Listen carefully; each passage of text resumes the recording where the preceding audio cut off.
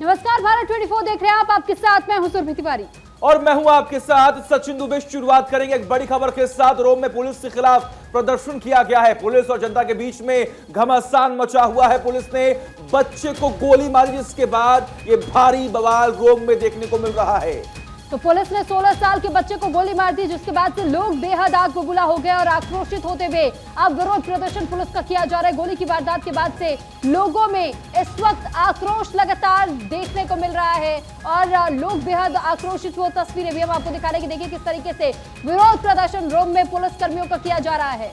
नारेबाजी हो रही है, आगजनी की तस्वीरें सामने आ रही हैं। लोग वहां पर खड़ी गाड़ी को उल्टा करके उसमें आग लगा दे रहे हैं। देखिए कितना गुस्सा जो है रोम की सड़कों पर आम जनता के बीच देखने को मिल रहा है।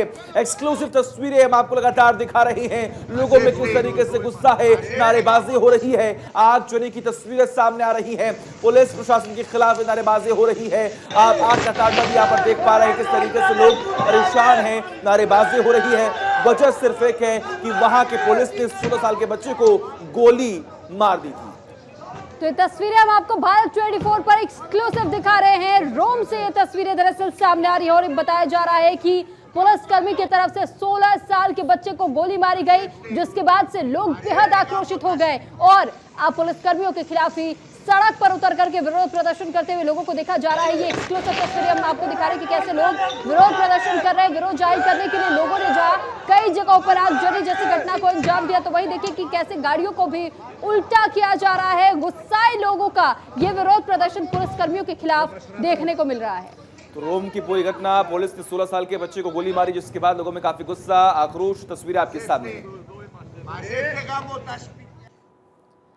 और खबरों में आगे बढ़ते हुए इस बीच एक और बड़ी खबर कोलंबिया से जुड़ी हुई है। कोलंबिया में दरअसल लैंडस्लाइड देखने को मिला, जिसके बाद से मलबे में दबकर के 34 लोगों की मौत हो चुकी है। अभी कुछ वक्त पहले ही हमने आपको ये बताया था कि 27 लोगों की जान गई थी, लेकिन ये एक बड़ा अपडेट, 34 लोगों की जान जाने की पुष्टि कर ली गई है। देखिए मलबे में दबी बस, कई लोग गंभीर रूप से घायल हैं। मौत की संख्या बढ़ रही है, आंकड़े बढ़ रही हैं, लोग परेशान हैं। वहां की आम जनता, पुलिस प्रशासन कोशिशें कर रही है कि रेस्क्यू जल्द से जल्द खत्म हो। जो लोग मलबे में फंसे हुए हैं उन्हें तुरंत बाहर निकाला जाए। आप देख पा रहे हैं किस तरीके से बस ऊपर मलबा, उसके ऊपर लोग लगातार रस्सी के सहारे लोग नीचे जा रहे हैं। जो लोग अंदर फंसे हुए हैं उसे बाहर निकाला जा रहा है।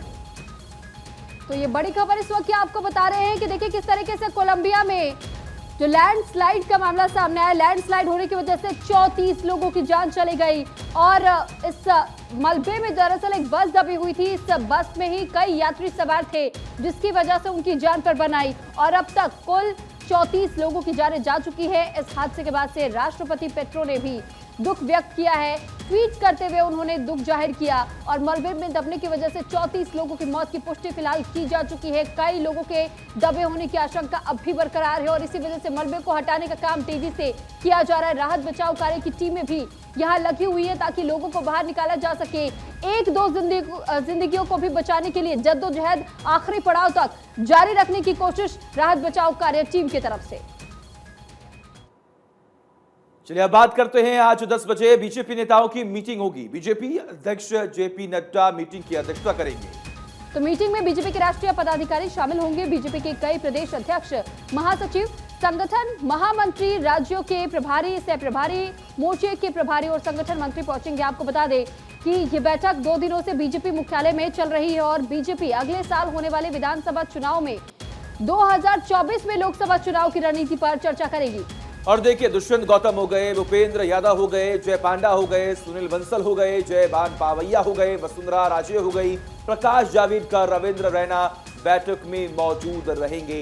तो देखिए किस तरीके से अब दिल्ली के एमसीडी इलेक्शन खत्म हुए, गुजरात के इलेक्शन खत्म हुए, हिमाचल के चुनाव खत्म हुए और अब बीजेपी तैयारी में है 2024 फतह करने की। ऐसे में देखिए 2 दिन से बीजेपी मुख्यालय में बैठक चल रही है।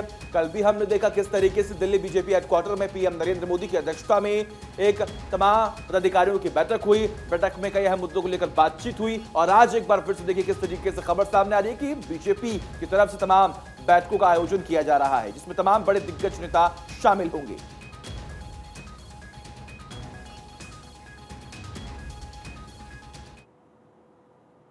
और अब बात करेंगे गुजरात को लेकर के, क्योंकि गुजरात से जुड़ी हुई ये बड़ी खबर है और एग्जिट पोल भी अब सामने आने शुरू हो चुके हैं।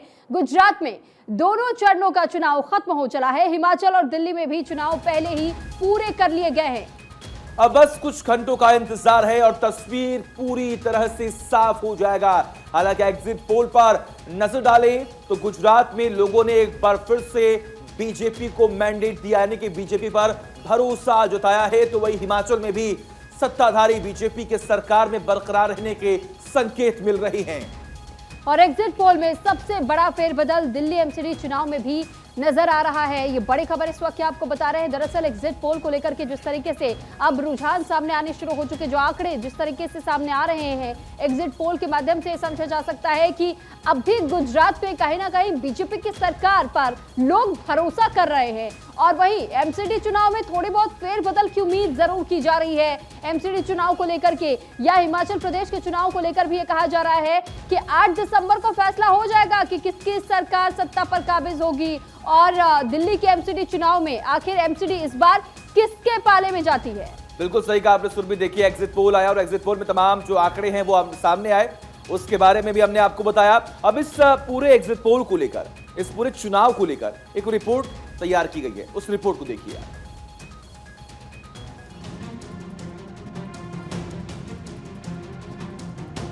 गुजरात में चुनावी शोर अब पूरी तरह बंद हो चुका है। दोनों चरणों में हुए मतदान में जनता जनार्दन ने बढ़ चढ़कर हिस्सा लिया। अब सबकी निगाहें 8 दिसंबर पर टिकी हैं। 8 दिसंबर को गुजरात और हिमाचल में हुए विधानसभा चुनाव के नतीजे आने वाले हैं, लेकिन उससे पहले 7 दिसंबर को एमसीडी चुनाव के रिजल्ट का लोगों को बेसब्री से इंतजार है। एग्जिट पोल पर नजर डालें तो 12 नवंबर को हिमाचल प्रदेश में हुए विधानसभा चुनाव में सत्ताधारी बीजेपी को एक बार फिर बहुमत मिलने के आसार हैं, यानी हिमाचल में एक बार फिर कमल खिलता दिखाई दे रहा है। हालांकि हिमाचल में हर 5 साल में सत्ता परिवर्तन का इतिहास रहा है, लेकिन इस बार ये परंपरा टूटती दिख रही है। ZBARC के मुताबिक बीजेपी को 35 से 40 सीटें, कांग्रेस को 20 से 25 सीटें, आपको 0 से 3 सीटें मिल सकती हैं, तो अन्य को 1 से 5 सीटें मिलने का अनुमान है। आज तक के एग्जिट पोल में बीजेपी को 24 से 34, कांग्रेस को 30 से 40, आम आदमी पार्टी को 0, तो अन्य को 4 से 8 सीटें मिलती दिखाई दे रही हैं। वहीं बात करें इंडिया टीवी की, तो उसके एग्जिट पोल में बीजेपी को 35 से 40, कांग्रेस को 26 से 31, आपको कोई सीट नहीं, तो अन्य को 0 से 3 सीटें मिल सकती हैं। रिपब्लिक के आंकड़ों में बीजेपी को 34 से 39, कांग्रेस को 28 से 33, आपको 0 से 1 और अन्य को 1 से 4 सीटें मिल सकती हैं। अब बात गुजरात की, यहाँ भी जनता ने एक बार फिर बीजेपी को सत्ता सौंपने का मन बनाया है। एबीपी सी वोटर के मुताबिक बीजेपी को 128 से 140, कांग्रेस को 31 से 43, आपको 3 से 11, अन्य को 2 से 6 सीटें मिल सकती हैं। आज तक के मुताबिक बीजेपी को 129 से 151 सीटें, कांग्रेस को 16 से 30, आपको 9 से 21, तो अन्य को 2 से 6 सीटें मिलती दिखाई दे रही हैं। TV9 के आंकड़ों पर गौर करने पर पता चलता है कि बीजेपी को 125 से 130, कांग्रेस को 40 से 50, आपको 3 से 5 और अन्य के खाते में 3 से 7 सीटें जाती दिखाई दे रही हैं। रिपब्लिक टीवी के आंकड़े ये बताते हैं कि बीजेपी को 128 से 148, कांग्रेस को 30 से 42, आपको 2 से 10, तो अन्य को 0 से 3 सीटें मिलने का अनुमान है। अब आपको दिखाते हैं कि 4 दिसंबर को दिल्ली में हुए एमसीडी चुनाव का कैसा रहेगा रुझान। इस बार इस चुनाव में 15 साल से काबिज बीजेपी के लिए मुश्किलें खड़ी दिखाई दे रही हैं। तमाम एग्जिट पोल पर नजर डालें तो पता चलता है कि बीजेपी को इस बार महज 71 से 93 सीटों से ही संतोष करना पड़ेगा। जो सबसे बड़ा फेरबदल होने की उम्मीद है वो ये कि आम आदमी पार्टी को 145 से 171 सीटें मिल सकती हैं, वहीं कांग्रेस को सिर्फ 3 से 7 सीटें मिलेंगी, जबकि अन्य दलों को 2 से 8 सीटें मिलती दिखाई दे रही हैं। कुल मिलाकर देखें तो एग्जिट पोल के दावे अगर सच साबित हुए तो गुजरात और हिमाचल में बीजेपी की सत्ता बरकरार रहेगी, लेकिन दिल्ली नगर निगम में 15 साल से काबिज बीजेपी को तगड़ा झटका लग सकता है। Bureau report, Bharat 24।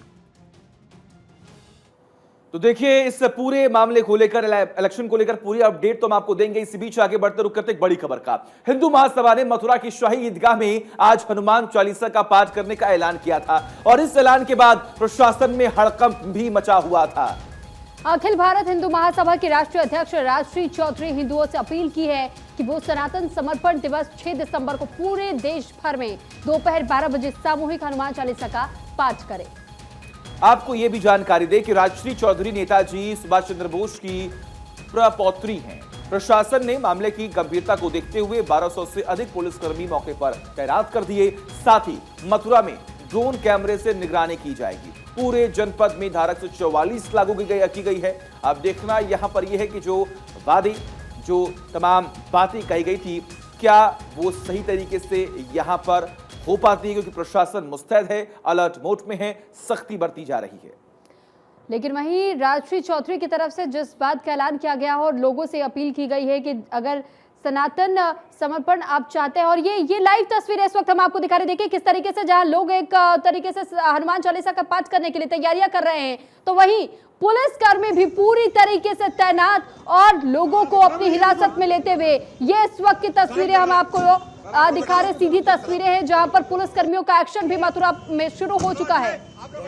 और देखिए धारा 144 लागू है, और धारा 144 का मतलब ही यही होता है कि आप इकट्ठा नहीं होंगे, कोई भी जनसभा नहीं करेंगे, कोई भी नारेबाजी नहीं करेंगे, कोई विरोध नहीं करेंगे। लेकिन ऐसे में जो लोग पहुंच रहे हैं यहाँ पर हनुमान चालीसा का पाठ करने के लिए, उन्हें देखिए किस तरीके से रोका जा रहा है। हालांकि देखिए अगर हम बात करें आखिर क्या वजह है इसके पीछे, अभी ये स्पष्ट नहीं हो पाई है, लेकिन अनुमान ये लगाया जा रहा है कि पहले जो हिंदू महासभा के तमाम कार्यकर्ताओं की तरफ से इस बात का जिक्र किया गया था, दिनेश शर्मा जो कि कोषाध्यक्ष है, उन्होंने इस बात का जिक्र किया था कि 6 दिसंबर को हम शाही ईदगाह में हनुमान चालीसा का पाठ करेंगे, हमें कोई रोक नहीं सकता। अगर प्रशासन को रोकना है तो रोके, जान से मुझे मार दे, लेकिन हमने जो फैसला किया है हम उस फैसले को अमल में लाकर रहेंगे, इस बात का भी जिक्र किया था। लेकिन अब देखिए यहां पर किस तरीके से शाही ईदगाह के सामने ही कई पुलिसकर्मियों को मौके पर तैनात किया गया है, और शायद जो लोग वहां पर इकट्ठा हो रहे हैं उन्हें पुलिस हिरासत में भी ले रही है। तो पूरा विवाद भी जरा आप समझ लीजिए, 6 दिसंबर को कार सेवकों पर हमला हुआ था और बाबरी विध्वंस का यह मामला रहा था, जिस वजह से 6 दिसंबर का दिन को तय किया गया कि इस दिन हिंदू महासभा की तरफ से एक हनुमान चालीसा का पाठ का आयोजन किया जाएगा, जिसमें से लोगों से अपील की गई कि आप भी उसमें बढ़ चढ़ करके हिस्सा लें और देश भर के कोने कोने में आप इस तरीके से ही हनुमान चालीसा का पाठ करके अपना जुड़ाव हमारे साथ जाहिर कर सकते हैं।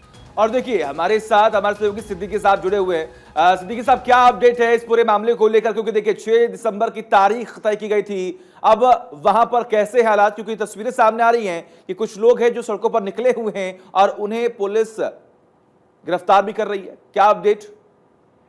देखिए मथुरा जिला प्रशासन ने वहां पे हालात को देखते हुए धारा 144 लगा रखी है, और किसी को भी कृष्ण जन्मभूमि से सटी हुई जो ईदगाह है वहां पे हनुमान चालीसा पाठ पढ़ने की इजाजत नहीं दिया है। आज बकायदा हिंदू महासभा ने 6 दिसंबर का दिन चुना हुआ था, जिसके बाद से वहां रात से ही भारी पुलिस फोर्स तैनात कर दिया गया है। सुबह से कुछ लोग वहां पे पहुंचने की कोशिश कर रहे थे, उनको हिरासत में लिया गया है। हम आपको बता दें तकरीबन 1,500 से 2,000 अतिरिक्त पुलिस बल वहां लगाए गए हैं। ड्रोन और सीसीटीवी कैमरे के साथ LIU को भी सतर्क कर दिया गया है। बम स्क्वाड की टीम भी वहां लगा दी गई है। प्रशासन का साफ कहना है कि हम सभी से शांति के अपील बनाने का प्रयास कर रहे हैं, लेकिन कुछ लोग मानने को तैयार नहीं। ऐसे में हम उनके साथ सख्ती से कड़ाई के साथ उनको हिरासत में लेंगे, क्योंकि धारा 144 लगी है। किसी को कोई भी नई परंपरा शुरू करने की इजाजत प्रशासन नहीं देता है। जी ठीक है, लेकिन एहतशाम जी, अभी जिस तरीके की तस्वीर हमने देखी कि कैसे लोग फिर भी इकट्ठा होने की, एक साथ एक जगह जुटने की कोशिश कर रहे हैं, ऐसे में पुलिस हिरासत में भी लोगों को ले रही है, क्या आने वाले समय में जैसे जैसे समय बढ़ेगा अभी और इस तरीके की तस्वीरें निकल करके सामने आएंगे, और क्या पुख्ता इंतजाम पुलिस की तरफ से? और देखिए वहां के SSP शैलेंद्र पांडे का साफ कहना है कि हमने सुरक्षा व्यवस्था के सख्त इंतजाम कर लिए हैं। चारों तरफ हमने फोर्स लगा दिया है, उस इलाके में कोई परिंदा भी पर नहीं मार सकता है। ऐसे में जो लोग हैं या कुछ आसपास के जिलों से लोग राजनीति करने आ रहे हैं, कानून व्यवस्था को बिगाड़ने की कोशिश करेंगे, हम उनको सख्ती के साथ उन पर कार्रवाई करेंगे। कुछ लोग यहाँ जरूर पहुंचे हुए थे, उनको हमने अपनी हिरासत में लिया है, और कोई ऐसी नई परंपरा की शुरुआत नहीं होने देंगे और किसी भी तरीके से लॉ एंड ऑर्डर डिस्टर्ब नहीं होने देंगे। यहाँ पे धारा 144 लगा दी गई है, और अखिल भारतीय हिंदू महासभा को पहले ही चेतावनी दे दी गई थी कि आप किसी तरह की कोई नई परंपरा की शुरुआत ना करें, लेकिन अखिल भारतीय हिंदू महासभा के मना करने के बाद, उनको समझाने के बाद वो फिर भी नहीं माने और कुछ लोग यहाँ पे। ठीक है, बहुत बहुत शुक्रिया सिद्दीकी के साथ तमाम जानकारी के लिए। लगातार नजर बनाकर रखे, तमाम अपडेट्स हम आपसे लेते रहेंगे। और खबरों में आगे बढ़ते हुए इस बीच एक और बड़ी खबर बिहार से जुड़ी हुई है। बिहार के खान सर एक बार फिर से सुर्खियों में छा गए हैं। लोगों ने उन्हें ट्रोल करना भी शुरू कर दिया है। मामला इतना गर्म हो गया कि विपक्षी दलों ने उनकी गिरफ्तारी की मांग कर दी है। उसकी वजह है उनका एक बयान जिसमें वो मुसलमानों को लेकर विवादित बात करते दिखाई दे रहे हैं। तेजी से वायरल हो रहे इस वीडियो में यह सुना और देखा जा सकता है कि खान सर हमेशा की तरह ही बड़ी सी स्क्रीन पर जहां एक और बच्चों को पढ़ाते हुए नजर आ रहे हैं, तो बच्चों को पढ़ाने के दौरान ही उन्होंने एक उदाहरण पेश किया, लेकिन ये उदाहरण कई लोगों को नागवारा गुजरा। दरअसल उन्होंने वीडियो में खान सर द्वंद्व समास पढ़ाते हुए नजर आ रहे हैं और वे कहते हैं कि संधि विच्छेद पढ़े हो या नहीं, ये सवाल उन्होंने बच्चों से पूछा। कुछ संधि ऐसी होती है समास वगैरह में कि एक ही चीज के दो अर्थ होते हैं, सुने हो कि नहीं, इस बात का भी जिक्र किया।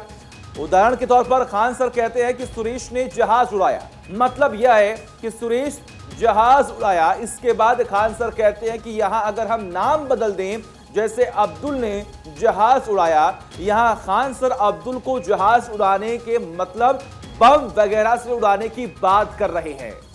तो खान सर के इसी बयान को लेकर के अब सोशल मीडिया पर उन्हें जमकर ट्रोल किया जा रहा है और अब इस पर राजनीतिक प्रतिक्रियाएं भी सामने आनी शुरू हो चुकी है और साथ ही उनकी गिरफ्तारी की मांगे भी उठने लगी है। दरअसल कांग्रेस नेताओं ने भी उनकी गिरफ्तारी की मांग कर दी है। सुप्रिया सुनेत की तरफ से एक ट्वीट साझा किया गया और ट्वीट में इस बात का जिक्र किया गया कि बेहद निहायती घटिया, और इस पोस्ट के साथ में उन्होंने सवाल खड़े किए कि जल्द से जल्द इस व्यक्ति की गिरफ्तारी होनी चाहिए। हालांकि देखिए खान सर को लेकर के ऐसे कुछ विवाद पहले भी सामने आ चुके हैं, लेकिन यह सवाल अब उनसे पूछा जा रहा है ट्रोल करते हुए कि आखिर आप शिक्षा देने का काम कर रहे हैं या फिर नफरत की शिक्षा देने का काम कर रहे हैं।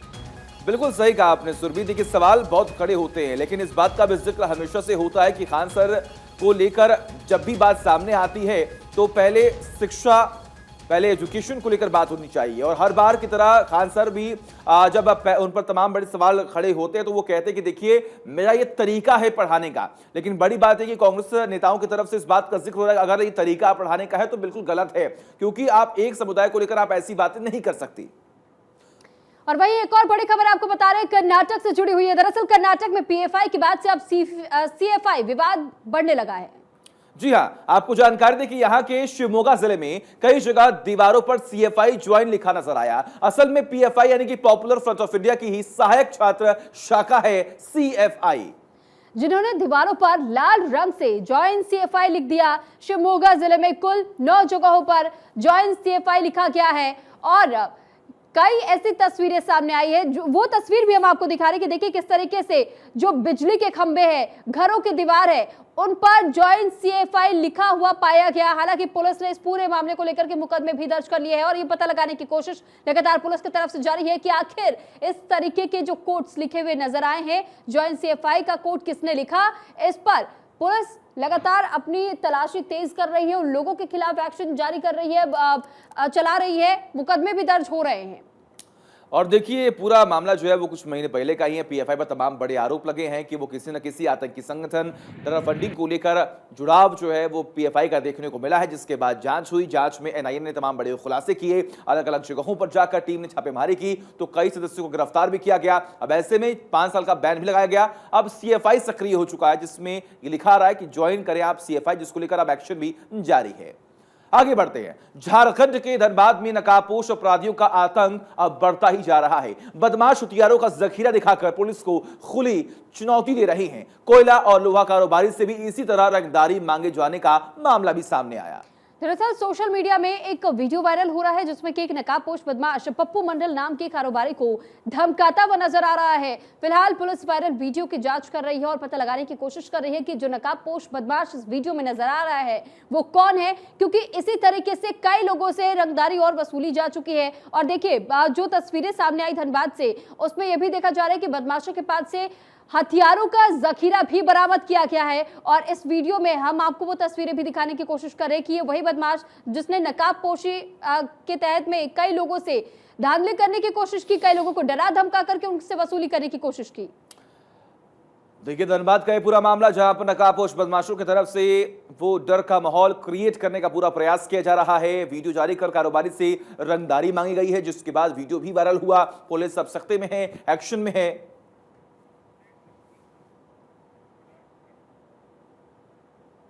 तो वहीं यूपी के बुलंदशहर में दुल्हन हेलीकॉप्टर लेकर के आया दूल्हा और दुल्हन सपना को दूल्हा यहां लेने पहुंचा हेलीकॉप्टर के जरिए। जहांगीरपुर से सचिन की खुर्जा के नेहरूपुर गांव में ये बारात आई हुई। जी हां, आपको बता दें कि उड़न खतोले में गई सपना की डोली ससुराल। जी हां, देखिए एक अद्भुत नजारा, एक अलग तस्वीर जो है वो सामने आई। हजारों की संख्या में हेलीकॉप्टर देखने मैदान में भी लोग आ गए। सुरक्षा के लिहाज से दमकल विभाग और पुलिस बल भी मौके पर मौजूद रहा। तो ये बड़ी खबर आपको बता रहे हैं और साथ ही बेहद अनोखी खबर हम इसे कह सकते हैं, क्योंकि जिस तरीके का मामला सामने आया, दरअसल ये पूरा मामला जहांगीरपुर से बताया जा रहा है, जहां पर एक व्यक्ति अपनी दुल्हन को ले जाने के लिए हेलीकॉप्टर लेकर के पहुंच गया और हेलीकॉप्टर के जरिए हुई अपनी दुल्हन को अपने घर ले जाना चाह रहा था दूल्हा, जिसके वजह से उसी हेलीकॉप्टर को देखने के लिए जो ग्रामीण वहां मौजूद थे उनकी भीड़ देखने को मिली। और साथ ही उड़न खटोले में सपना की डोली ससुराल पहुंची। हजारों की संख्या में हेलीकॉप्टर देखने के लिए लोगों का हुजूम भी दिखाई दिया। सुरक्षा के लिहाज से भी दमकल विभाग और पुलिस बल मौके पर मौजूद नजर आए।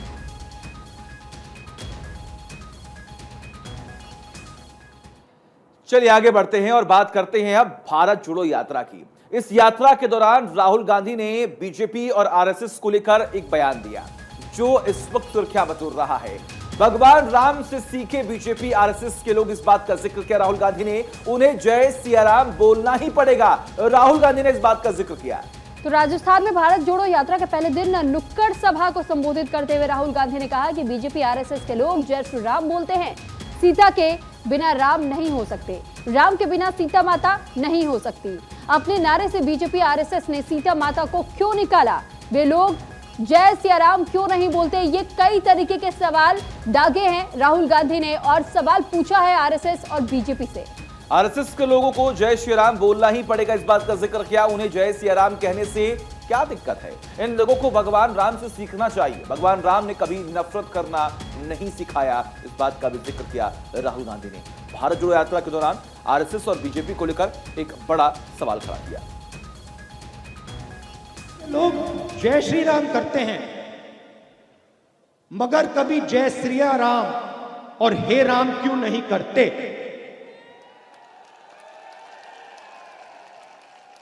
मुझे बहुत अच्छा लगा, बहुत गहरी बात बोली, क्योंकि वो सबसे पहले आरएसएस के लोग, बीजेपी के लोग, क्योंकि वो सबसे पहले जिस भावना से राम ने अपनी जिंदगी जी, उस भावना से अपनी जिंदगी नहीं जीते हैं। क्योंकि राम ने किसी के साथ अन्याय नहीं किया। राम ने समाज को जोड़ने का काम किया। राम ने सबको इज्जत दी। भगवान राम ने